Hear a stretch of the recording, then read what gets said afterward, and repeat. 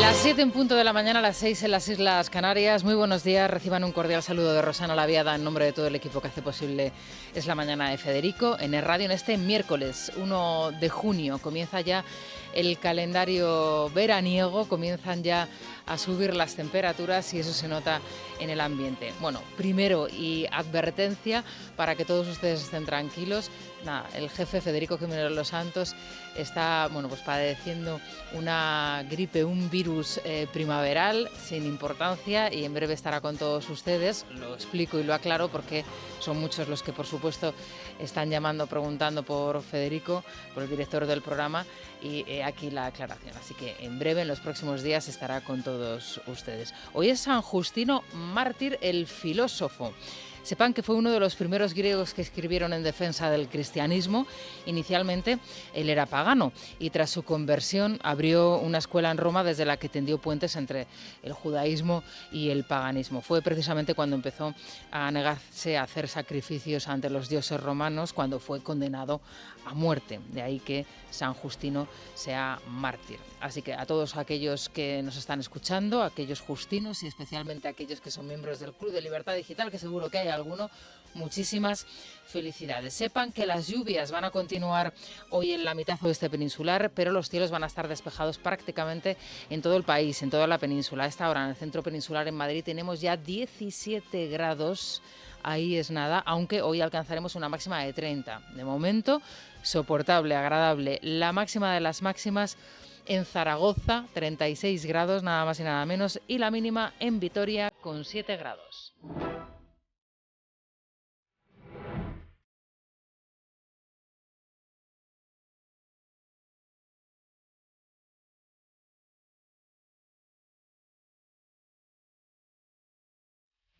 Estamos a 1 de junio, hoy es la fecha a partir de la cual, y según estableció la sentencia del Tribunal Superior de Justicia de Cataluña, debía comenzar a aplicarse en todas las escuelas catalanas la sentencia que obliga a impartir nada más y nada menos que el 25% de las materias en español. Y digo nada más y nada menos, como comprenderán todos ustedes, con tono irónico, porque esto no es lo ideal, ni desde luego probablemente lo que deseen los padres que quieren que sus hijos estudien en libertad en la escuela catalana. Como mínimo se establecía ese 25%.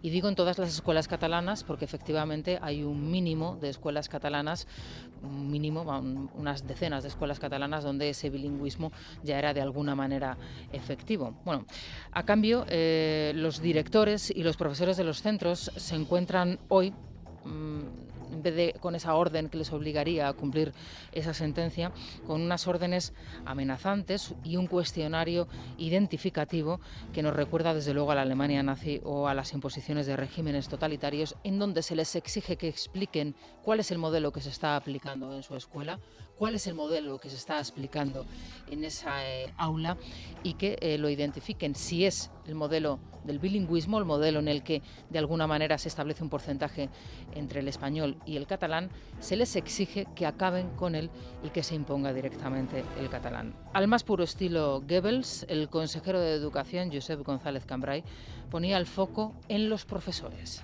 Que los proyectos lingüísticos deben cumplirse dentro de las aulas. Los proyectos lingüísticos deben conocerlos todos los profesionales, todos los miembros de la comunidad educativa deben velar por su cumplimiento. Los docentes no pueden optar al uso de la lengua diferente a lo que tiene previsto el proyecto lingüístico. Un maestro o un profesor no puede elegir en qué lengua hace la clase. Un profesor no pot triar en quina llengua fa la clase. Y es importante que se queden ustedes con esta declaración y donde pone directamente, a quién pone en la diana el señor Cambray, que pasa por ser el consejero de Educación del Gobierno de Cataluña. Pone en la diana a los profesores, a los docentes. Aquí lo hemos comentado en muchísimas ocasiones cuando hemos hablado de Cataluña, cuando hemos hablado del País Vasco. No se le puede exigir a la sociedad que cree héroes. No se le puede exigir a un profesor, a un docente, a un director de un centro que salga de su casa con miedo a llegar a una escuela donde directamente le van a amenazar. No le van a amenazar los padres, no le van a amenazar el resto de profesores, donde probablemente sí que sufra, y esto también lo hemos relatado y lo hemos contado en este programa, el vacío, el moving como se llama ahora, las amenazas de un entorno escolar, en donde directamente el gobierno de la comunidad en donde él trabaja, donde él desarrolla esa instrucción, esa labor de instrucción a los alumnos, le está poniendo en el centro de la diana. Decía anteriormente, esto nos recuerda a la Alemania nazi, pero también nos recuerda a los peores momentos en el País Vasco. Desde luego, hoy es el día en el que todos los maestros catalanes y en donde todos los maestros españoles deberían salir a la calle para denunciar la masacre que está perpetrando este gobierno. Un gobierno cómplice con el independentismo, cuyo silencio e inacción está impulsando el golpe en Cataluña. La cuestión de la lengua en Cataluña y de su uso en las escuelas, reiterarles también el compromiso de este Gobierno en poner en valor todas las lenguas oficiales del Estado.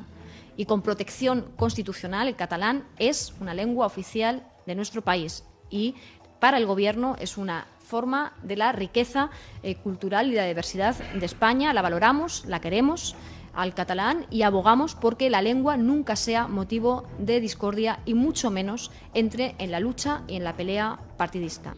Bueno, eso es lo que tiene que decir el Gobierno de la Nación, que como ven ustedes es cómplice directamente con el golpe que se está de nuevo dando en Cataluña. Silencio absoluto ante las amenazas que ayer perpetró el consejero de Educación, poniendo, insisto, en la diana a los docentes y a los profesores catalanes. Vox ha pedido la aplicación de un 155 educativo, Ciudadanos también, y el Partido Popular van a recurrir al Tribunal Constitucional. ¿Va a pasar algo? Bueno, pues probablemente nada, y lo más lamentable es que lo poco conseguido en esas escasísimas escuelas donde ya se estaba aplicando ese porcentaje van a regresar de nuevo a ese punto de partida. Casualidad o no, nos encontramos en esta situación justo cuando se cumplen 4 años de la moción de censura al gobierno de Mariano Rajoy. Hoy Pedro Sánchez va a reunir a sus diputados y a sus senadores para rememorar precisamente esa fecha que dio inicio, si me permiten, a ese cuatrienio negro de Sánchez. Curioso, ¿verdad? Con Cataluña de nuevo en el telón de fondo, como telón de fondo, la continuación del golpe y otro silencio cómplice. Le voy a hacer una pregunta, señor Rajoy. ¿Está usted dispuesto a dimitir? ¿Está dispuesto a dimitir hoy, aquí, ahora? Dimita, señor Rajoy, y todo terminará. Podrá salir de la presidencia del Gobierno por decisión propia. Señoras y señores diputados, seré muy breve. A la vista de lo que todos sabemos, podemos presumir que la moción de censura saldrá adelante. En consecuencia, el señor Sánchez será el nuevo presidente del Gobierno y yo quiero ser el primero en felicitarle. Será esta Cámara quien tome la decisión y a todos nos corresponde acatar el mandato de la soberanía popular aquí representada. Y hace 4 años Mariano Rajoy tuvo una oportunidad, pudo dimitir y pudo haber cedido su gobierno a otra persona, a su vicepresidenta del gobierno, a una de sus vicepresidentas del gobierno, pero no lo hizo. ¿Se imaginan ustedes qué podría haber sucedido en España si nos hubiésemos librado de Pedro Sánchez y de su gobierno social comunista? ¿Se imaginan ustedes si Mariano Rajoy hubiese cedido los trastos a Soraya Sáenz de Santamaría o a María Dolores de Cospedal? Bueno, pues probablemente no estaríamos aquí en esta situación. O quién sabe, a lo mejor estábamos igual o peor. Se preguntarán ustedes, y bueno, esto se puede decir y se puede hacer, ¿qué es lo que podemos hacer nosotros? ¿Qué es lo que puede hacer uno? Ya les digo que nuestra obligación, al menos desde aquí, es denunciarlo, por mucho que les pese a algunos y sobre todo sin caer en el desaliento, ¿no? En la desesperanza, en el cansancio.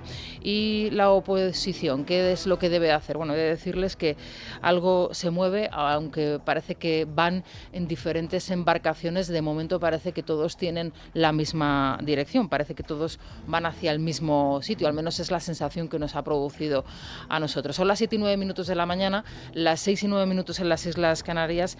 Vanessa Vallecillo, Daniel Muñoz, buenos días. ¿Qué es lo que ha hecho la oposición en las últimas horas al respecto? Buenos días, Rosana. Partido Popular y Ciudadanos estudian presentar un recurso de inconstitucionalidad contra el decreto ley aprobado por el Gobierno de la Generalidad y que obliga a los colegios catalanes a acabar con el bilingüismo en las aulas. La iniciativa parte del Grupo Naranja, que necesita del Grupo Popular para recurrir la medida ante el Constitucional. Vox, por su parte, presentó ante el Congreso una iniciativa que insta al Gobierno a aplicar el 155. Vamos a escuchar a Edmundo Val, a Núñez Feijóo y a Santiago Abascal en el Toro TV.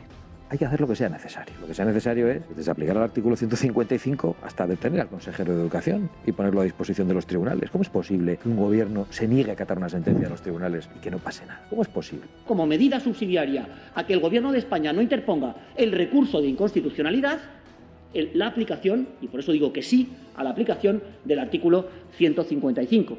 Si Pedro Sánchez quiere interponer el recurso y dejar en suspenso el decreto ley, no hará falta.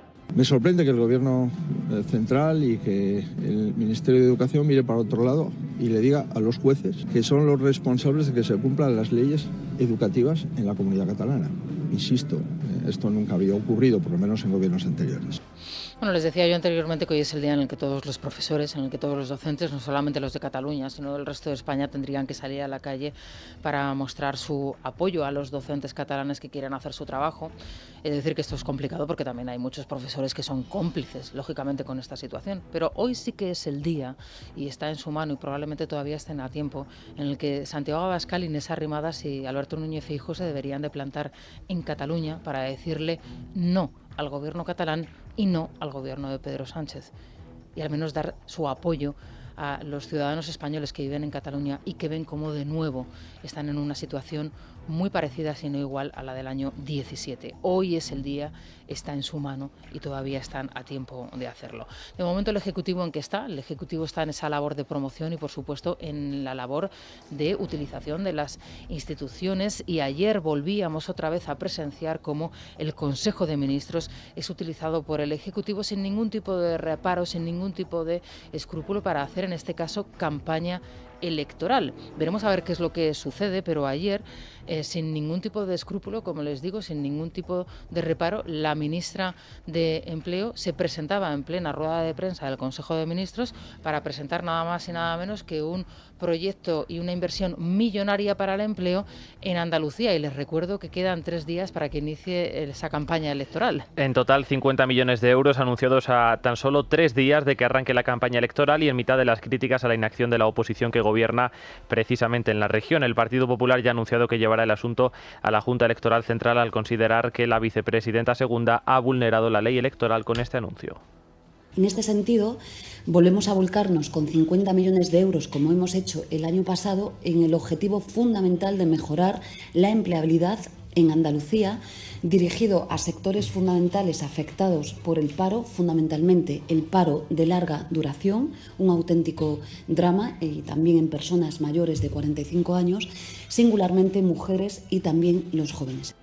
La ley establece textualmente que desde la convocatoria de las elecciones y hasta la celebración de las mismas queda prohibido cualquier acto organizado o financiado directa o indirectamente por los poderes públicos que contenga alusiones a las realizaciones o a los logros obtenidos. Una cuestión por la que la Junta ya expedientó a Pedro Sánchez en 2019 por utilizar la Moncloa en periodo electoral para aludir a sus logros en el Gobierno. También se sancionó a la exministra Celaá por el mismo motivo. Bueno, ¿y ustedes se creen que los niveles de paro que hay ahora mismo en Andalucía son producto de los 4 años de gobierno de Moreno Bonilla?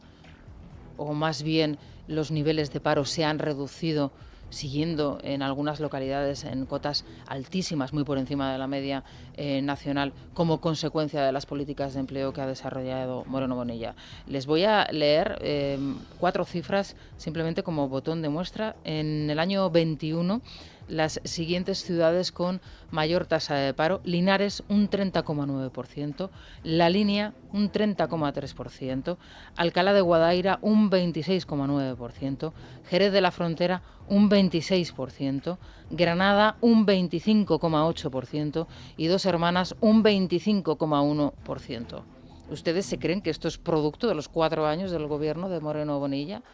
Esto probablemente sea producto de los más de 30 años de gobierno socialista en la Junta de Andalucía. En cualquier caso, no deja de ser curioso que a 3 días del inicio de la campaña electoral esto suceda. Y atención, porque no va a ser lo último que vaya a suceder, porque el Gobierno ya prepara una batería de propuestas, de prórrogas y de iniciativas para los próximos consejos de ministros. Lo que no sabemos todavía es la fecha en concreto, o incluso si va a convocar un Congreso de Ministros extraordinario un viernes a las puertas de esa jornada de reflexión de las próximas elecciones en Andalucía. Bueno, entre tanto, Alberto Núñez Feijóo, el líder de la oposición, debe estar contento porque digamos que esa ola, digamos, de esperanza que su llegada a la presidencia del Partido Popular habría levantado entre los suyos, está propiciando que las encuestas para el Partido Popular en Andalucía sean buenas, o al menos la mayoría de ellas. Ayer él se encontraba en Rotterdam en su primera gira europea y allí mantuvo un encuentro con la presidenta de la Comisión Europea, Ursula von der Leyen, de la cual pues han trascendido algunas informaciones y algunos datos interesantes. Sí, hablan de un ejercicio de responsabilidad, fuentes populares. Sin embargo, esto no ha evitado que haya endurecido su discurso, porque Feijóo ha transmitido a la presidenta de la Comisión su preocupación por la gestión del gobierno de Pedro Sánchez, que en lo que va de año solo ha ejecutado el 2,5% de los fondos europeos previstos, es decir, 682 millones de los 27.000 presupuestados. Feijóo ha dejado claro que este gobierno no cuenta con la oposición y lamenta que España sea el único ejecutivo europeo integrado por comunistas. Hemos percibido la preocupación de líderes europeos por la situación del gobierno débil que tenemos en este momento en nuestro país. Es un gobierno inédito en la Unión, es un gobierno con un partido populista de izquierdas donde el Partido Comunista es la esencia de esa agrupación, Podemos. Bueno, y es interesante este matiz que introduce en su declaración Feijóo, porque ya habla directamente del Partido Comunista. Y les recuerdo que el Partido Comunista es un partido que está ilegalizado en varios países de la Unión Europea. Así que es interesante. Ya si nos quitamos lo de los populismos de izquierdas, será mucho mejor todavía. Pero, insisto, este matiz es altamente interesante, sobre todo de cara a la explicación de lo que está por venir en nuestro país y que pasa por ser uno de los platos fuertes del gobierno de Pedro Sánchez en esta última parte y en esta última fase de la legislatura. Y me refiero lógicamente a los acontecimientos que van a tener lugar a finales del mes de junio con esa cumbre de la OTAN, y menuda la que se le está preparando al Ejecutivo de Pedro Sánchez, porque de momento, y después de lo visto y de lo escuchado en los últimos días, no sabemos si buena parte de su Consejo de Ministros, y me refiero al ala comunista podemita, va a acudir a estos actos, a estos eventos. En una comparecencia desde Bruselas, Pedro Sánchez se ha referido al desplante a las autoridades de Podemos de la OTAN como algo testimonial en un intento de restar importancia a un asunto que en privado censuran los socialistas y que este martes ha acaparado las preguntas de la rueda de prensa posterior al Consejo de Ministros. Moncloa intentaba trasladar una imagen de unidad con las comparecencias de Isabel Rodríguez, Yolanda Díaz y Alberto Garzón. La vicepresidenta segunda defendía la legalidad del contrato para acoger la cumbre de la OTAN en Madrid, puesto en duda desde Unidas Podemos, y el ministro de Consumo decía encontrarse feliz en el gobierno de coalición. Sin embargo, ninguno aclaraba si asistirán a esa reunión de la Alianza Atlántica en la capital de España. Escuchamos a Sánchez, Díaz y Garzón. Yo respeto las posturas testimoniales. Las respeto porque además algunas de ellas vienen, en fin, de un posicionamiento respecto a la OTAN que viene de lejos, de cuando éramos pequeños, ¿no? Los que estamos aquí. En el 82, pues yo tenía 10 años. Y ya había partidos políticos que efectivamente pues se manifestaban en contra de la OTAN. En condición de vicepresidenta, decirles que este contrato fue aprobado en términos de legalidad en un Consejo de Ministros, y el expediente está a disposición, por supuesto, de la sociedad española e, insisto, cumple con todos los requisitos de legalidad. Conocen perfectamente la opinión sobre esta materia de mi fuerza política, la genealogía, la historia, creo que es evidente, no es ninguna sorpresa, pero tienen que recordar que el compromiso absoluto e inquebrantable de esta fuerza política de Izquierda Unida es con el acuerdo del Gobierno de coalición, y estoy absolutamente cómodo desarrollando este acuerdo de coalición. Y les preguntaban a los ministros de Unidas Podemos que si sabían si iban a estar presentes en esa cumbre de la OTAN, y decían que no, porque lógicamente no tenían su agenda, no tenían conocimiento de su agenda. Bueno, tú si eres ministro, tú si eres vicepresidenta de un gobierno, lógicamente sabes en qué actos vas a estar y en qué actos no pones como excusa tu agenda. Tampoco hablas y luego pides disculpas de un Consejo de Ministras cuando en tu toma de posesión hablas del Consejo de Ministras y hablas directamente de las ministras del Gobierno. En fin, pero escuchen, este es el momento en el que le preguntan a la vicepresidenta del Gobierno por qué no estuvo presente en el encuentro el otro día con el motivo del 40 aniversario de la entrada de España en la OTAN. Escuchen la excusa que ponía la ministra. Como saben, creo que todos y todas ustedes, ayer yo tuve que practicarme unas pruebas médicas y este es el motivo por el que ausenté mi presencia. Bueno, pues a partir de ahora la vamos a llamar mi presencia.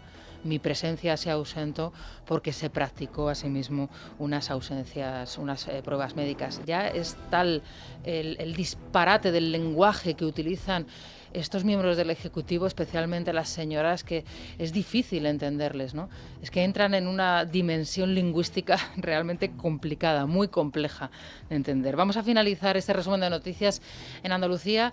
Atención, porque se está poniendo muy interesante la precampaña electoral. Comienza la campaña el viernes. Ayer parece que despertó Juan Espadas, el candidato socialista, y animaba a Moreno Bonilla a acudir con él a un notario para afirmar que no iba a hacer un gobierno con Vox. Bueno, el señor Espadas debe estar soñando, porque realmente es inevitable, casi ineludible ese Ejecutivo Partido Popular Vox, siguiendo un poco el ejemplo de lo que ha sucedido en Castilla y León. Veremos a ver qué es lo que sucede, pero bueno, le respondía el presidente de la Junta. Y Moreno Bonilla salía a su vez al paso de la advertencia de Vox, que recuerda a diario que no contempla la opción de abstenerse para permitir al candidato popular gobernar en solitario. El presidente en funciones de la Junta responde que no recibe lecciones de nadie y reitera que trabajará para lograr una mayoría amplia que le permita componer un gobierno monocolor. A día de hoy las encuestas contemplan ese escenario en el que el Partido Popular lograría más escaños que la izquierda en su conjunto, entre otros motivos porque parece que recibe buena parte del votante que en su día apostó por Ciudadanos, y pesca también en el caladero socialista de aquellos electores que censuran los pactos de Sánchez y creen que Bonilla puede representar ese voto útil para evitar la entrada de Vox en el gobierno. Es por ello que el candidato socialista Juan Espadas se afana en incluir en la misma ecuación a Moreno Bonilla y Macarena Olona, refiriéndose a ambos como un tándem. Le escuchamos junto a Bonilla y Olona. Venga conmigo el primer día de campaña electoral, a la notaría que quiera. Si quiere me acerco aquí en Málaga, la que tenga más próxima. Y firmamos los dos que con la ultraderecha ni agua. Y ya hemos cambiado el escenario político. Yo no quiero eso para Andalucía, lo digo ya. Yo no quiero coaliciones de lío, no. Yo no quiero eso. Andalucía necesita un gobierno sólido, un gobierno que sea viable. Y viable es que dos partidos se entiendan. Si dos partidos estamos a la antípoda, no hay posibilidad que nos podamos entender. Que al señor candidato al Partido Popular se le está quedando cara de vicepresidente. Eso es lo que a mí me dice la calle, cuando la piso, que es constantemente porque es mi sitio. Lo que tiene que decir claramente el candidato del Partido Popular es si está dispuesto a ser vicepresidente del señor Juan Espadas, el candidato de Sánchez, o mi vicepresidente. Porque yo estaré encantada de que ocupe la vicepresidencia y además lo va a hacer muy bien. Bueno, Olona siguiendo una intervención muy en la línea de la que expuso aquí la semana pasada en este estudio. Son las 7:23, 6:23 en Canarias. Nos vamos a conectar al planeta con Iberia. Llena de monumentos icónicos y un gran ambiente, la capital de Estados Unidos es una de las urbes más fascinantes. Hoy estrenamos los vuelos a Washington.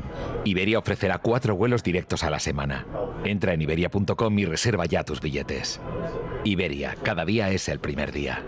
Es La Mañana de Federico. Es radio. 7:33 de la mañana, 6:33 en Canarias. Beatriz Dávila, bueno, nos llevas a Securitas Direct. Nos dirigimos a Securitas Direct porque tiene un mensaje para nosotros, y es que se anticipa a todos nuestros problemas, como por ejemplo que entren a robar en nuestras casas. Para ello ha lanzado su nueva alarma con tecnología Presence que detecta cualquier tipo de intrusión en nuestro hogar. Para ello, para conseguirlo es muy fácil, solo hay que entrar en securitasdirect.es o llamar al 900 130 900.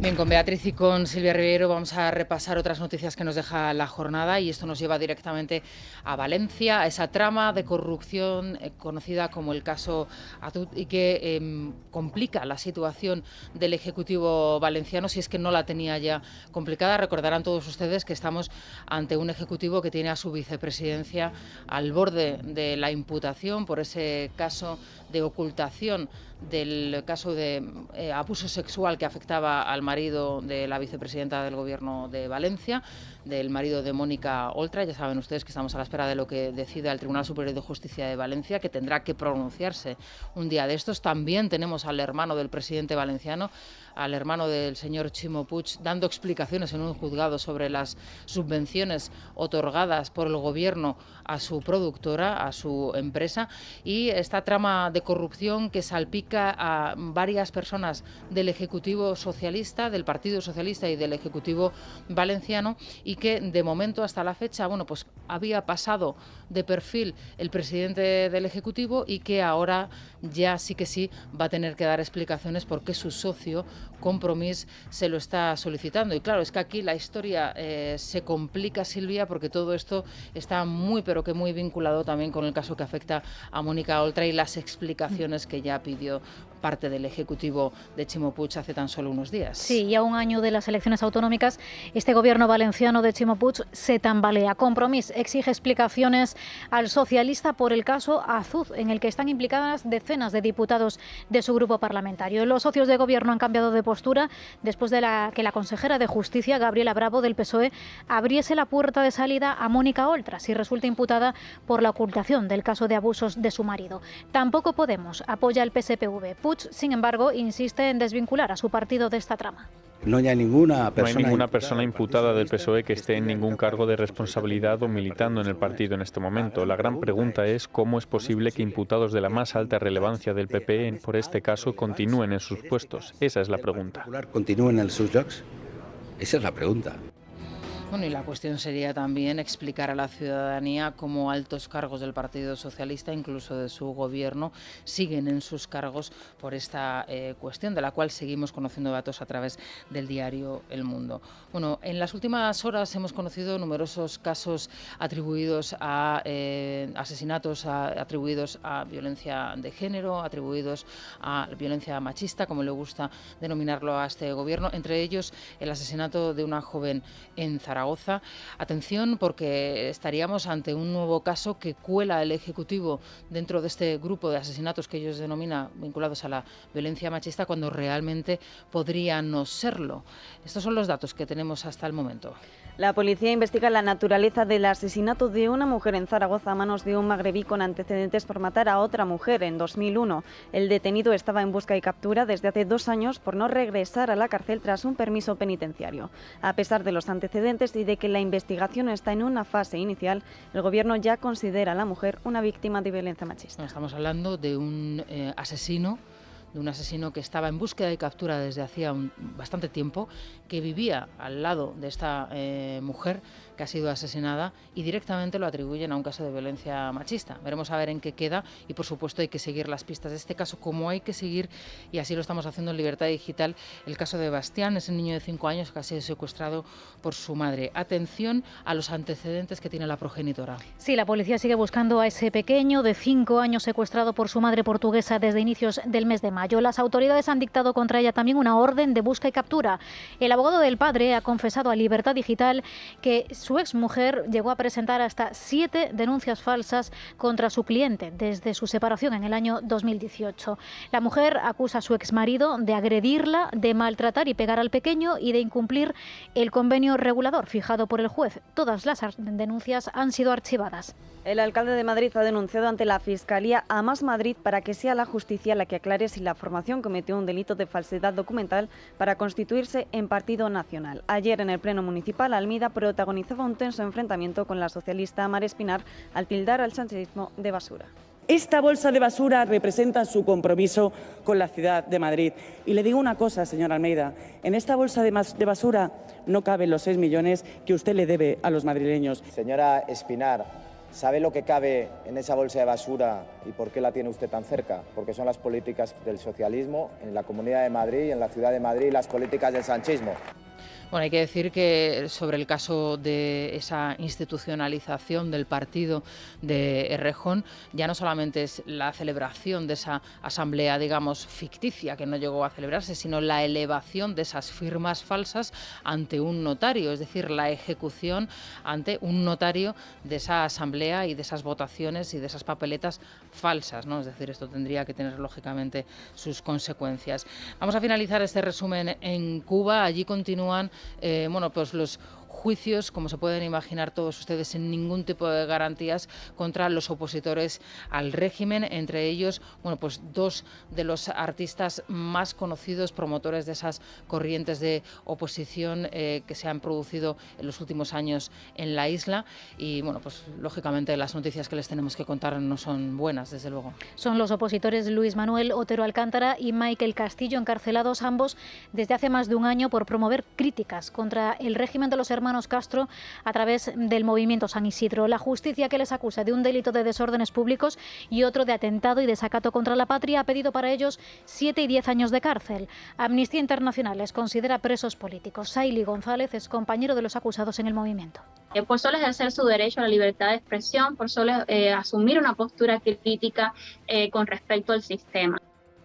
Y hasta allí se han desplazado varios representantes de la diplomacia europea sin éxito, porque tampoco han conseguido entrar en el juicio, entre ellos algunos representantes, por ejemplo, del gobierno alemán. En fin, son ya las 7:41 de la mañana, las 6:41 en las Islas Canarias. ¿Qué consejo nos traes de la Mutua? Como siempre, aquí que es que somos tan modernos en la Mutua. Modernos, somos prácticos y somos de ahorrar. Sí. Somos de mirar el céntimo. Sobre todo, sí. Con lo que estamos pagando en el súper, en la gasolinera, de luz, de gas. Bueno, pues solo nos falta que nos suban el precio del seguro de nuestro coche. Pues nada más que ir a la Mutua y ahí te garantizan que te lo van a bajar, sea cual sea el precio de tu seguro. Así que llama ya al 91 555 55 55, 91 555 55 55, o si lo prefieres entra en mutua.es. Pero recuerda, Rosana, esto es muy fácil, esto es la Mutua.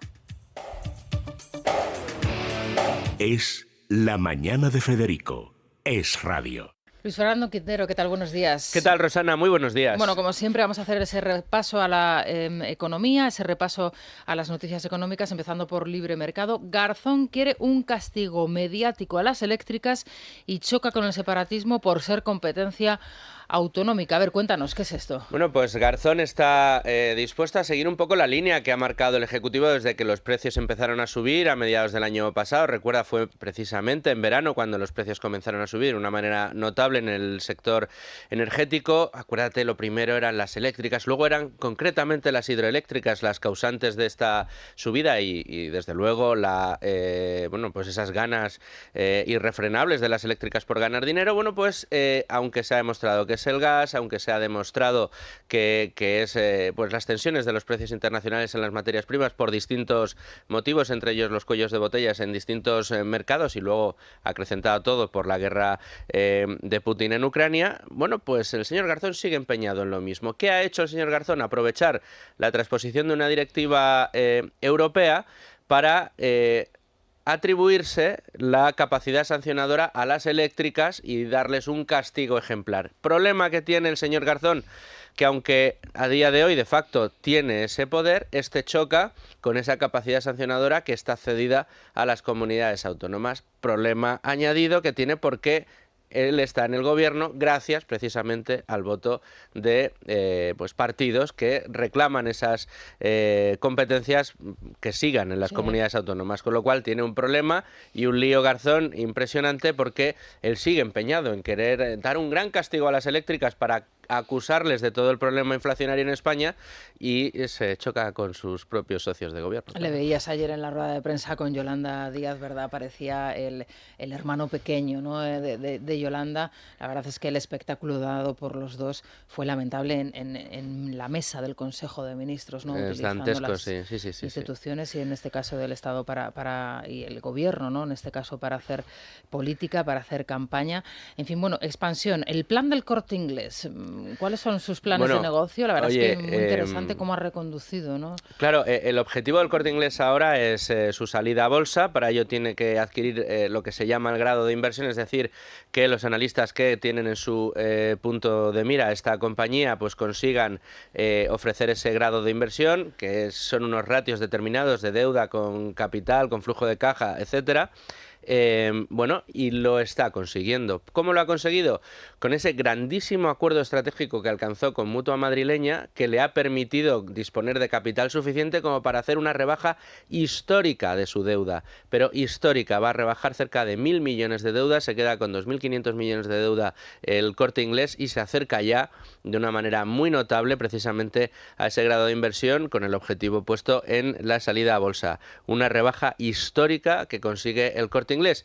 Mira, hablábamos del Ejecutivo y su irresponsable uso de la mesa del Consejo de Ministros, amén, bueno, pues de las decisiones que están tomando y que nos están llevando hacia dónde vamos, comparado con gestiones responsables, en este caso de una compañía de bandera en España como es el Corte Inglés, que está consiguiendo pues meter en cintura la deuda pública, la deuda corporativa propia, mientras el gobierno la deuda pública la dispara. Es, bueno, pues la noche y el día. Bueno, hay que decir que, claro, cuando uno está en casa y lleva su economía doméstica, ¿no?, y hace balance a final de mes y ve esa pérdida de poder adquisitivo tan evidente, ¿verdad? No hace falta hacer muchos números para darse cuenta de lo que se está perdiendo, ¿no?, en los hogares españoles. Eso es. Realmente no hace falta que vengan casas de estudios y de análisis a decirnos que estamos perdiendo poder adquisitivo, porque todos lo vemos evidente. Pero bueno, ahí están esas casas de análisis. En El Economista destacan un informe de Free Market en el que nos dicen cómo el poder adquisitivo de los hogares va a bajar más de un 12% este año por el alto IPC. Son más de 1.000 euros al año de pérdida de poder adquisitivo, que se irá incrementando a medida que el IPC suba. Recordemos que cuando el IPC tocó el 9,8% por esa diferencia fundamentalmente del sector energético, aunque nos seguimos moviendo en tasas altísimas, el 8,7% según el último dato, la inflación subyacente, la que se quita los aspectos más estacionales, está ya rozando el 5%. A mí me gustaría recordar que cuando tocamos el 9,8%, tanto la ministra de Economía como incluso algunas casas de análisis consideraban que era un pico y que caería en picado, valga la redundancia, acabaríamos el año en el entorno del 2% de inflación. Esas eran algunas de las previsiones que teníamos. ¿Qué va a hacer esto? No vamos a bajar a eso. Free Market ya dice que la inflación media va a estar más cerca del 7,5% que del 2%. Eso es una inflación sostenida altísima para bolsillos como los españoles. Esto hace que la media de inflación anual va a ser altísima, y esto va a redundar en que las previsiones económicas con las que se están realizando todos los escenarios de gasto de aquí a final de año van a tener que ir revisándose y se van a ir revisando casi semanalmente, Rosana. En fin, bueno, a partir de las 9 te volvemos a escuchar, que seguro que nos traerás novedades. Aquí Muchas estaremos gracias, con la Luis bolsa. Fernando. Vamos a hacer una pausa, se quedan con las noticias más cercanas, las de su comunidad, y de regreso más información aquí en La Mañana, y ya comenzará nuestra tertulia, hoy muy interesante, con Paco Maruenda, Maite Rico y Raúl Vilas.